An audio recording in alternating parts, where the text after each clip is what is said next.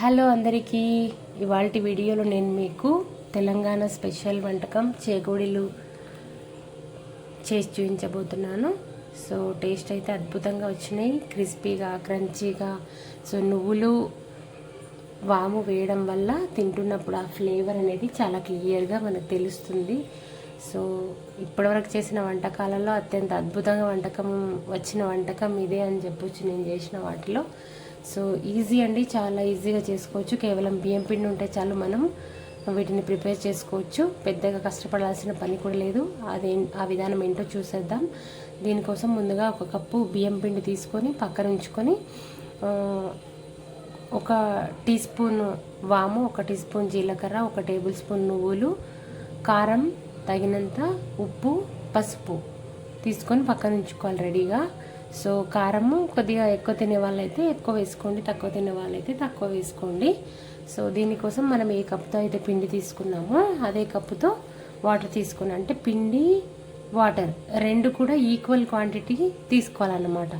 So ఒక bowl తీసుకొని water heat చేసుకోవాలి.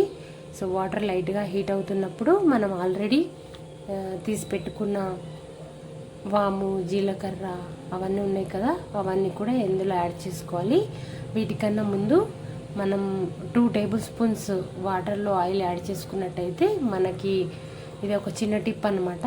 మనకి చేగోడీలు అనేవి మరింత క్రిస్పీగా రావడానికి వీలుంటుందన్నమాట. సో వాటర్ హీట్ అవుతున్నప్పుడు మనం ఆల్రెడీ తీసి పెట్టుకున్న వంట దినుసులన్నీ ఉన్నాయి కదా, అవన్నీ కూడా దీంట్లో యాడ్ చేసుకుని సో బాగా కలుపుకొని వాటర్ బాయిల్ అవ్వనివ్వాలి. వాటర్ బాయిల్ అవ్వకముందే మనం పిండి యాడ్ చేసినట్టయితే అప్పుడు చేగోడీలు క్రిస్పీగా క్రంచిగా రావు, చాలా మెత్తగా వస్తాయి. కాబట్టి వాటర్ బాగా మన వీడియోలో చూపించిన విధంగా బాయిల్ అవుతున్నప్పుడు మనం ఒకసారి సాల్ట్, కారం చెక్ చేసుకుని అంతా సరిగ్గా ఉంది అనుకుంటే మనము బియ్యం పిండి ఆల్రెడీ మెజర్మెంట్ చేసి పెట్టుకున్నాం కదా, ఆ బియ్యం పిండిని మొత్తాన్ని కొద్దిగా యాడ్ చేసుకొని మొత్తం అంతా కూడా కలుపుకోవాలి. మనం పిండి యాడ్ చేసేటప్పుడు ఫ్లేమ్ అనేది కొద్దిగా తగ్గించుకొని పిండి అంతా కూడా యాడ్ చేసుకున్నట్టయితే మనకు బయటకి చిట్లకుండా ఉంటుంది. సో అయిపోయింది, చేగోడీల్లో చేసే ప్రాసెస్లో మేజర్ పార్ట్ అయిపోయింది. ఇప్పుడు ఇంకా మిగతాది ఎంత ఈజీగా, ఎంత తక్కువ ఇంగ్రీడియంట్స్ ప్రిపేర్ చేసుకోవచ్చు చూడండి. టేస్ట్ అయితే మనం చేసుకున్న తర్వాత కొద్దిగా ఆరిన తర్వాత ఒక డబ్బాలో స్టోర్ చేసి పెట్టుకున్నట్టయితే మనం వారం రోజుల వరకు పిల్లలకి స్నాక్స్ లాగా ఇవ్వచ్చు. మనం కూడా అప్పుడప్పుడు తినొచ్చు. టేస్ట్ అయితే చాలా బాగుంటాయి. సో తప్పకుండా ట్రై చేయండి. మా పిల్లలకైతే చాలా బాగా నచ్చినాయి. సో ఈ విధంగా పిండి యాడ్ చేసుకున్న తర్వాత కొద్దిగా వేడిగా ఉంటుంది కాబట్టి చూసుకొని నిదానంగా అడగంటకుండా స్టవ్ కట్టేసుకొని నిదానంగా మొత్తం అంతా కూడా కలుపుకోవాలి.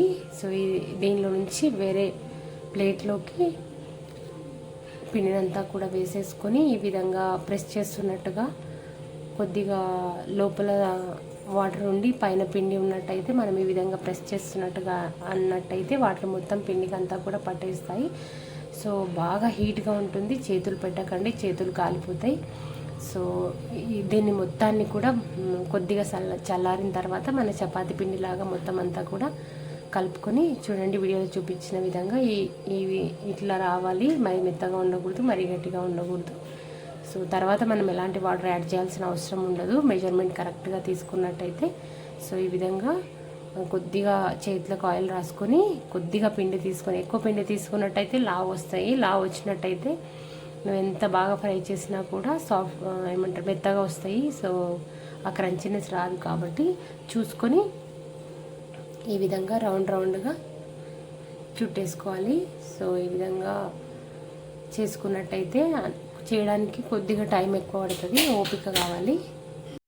నేను చేస్తుంటే ట్వీటీ కూడా ట్రై చేస్తుంది. తనకి నాలాగా రావట్లేదని ఏడుస్తుంది అనమాట, నాకు ఎందుకు రావట్లేదని.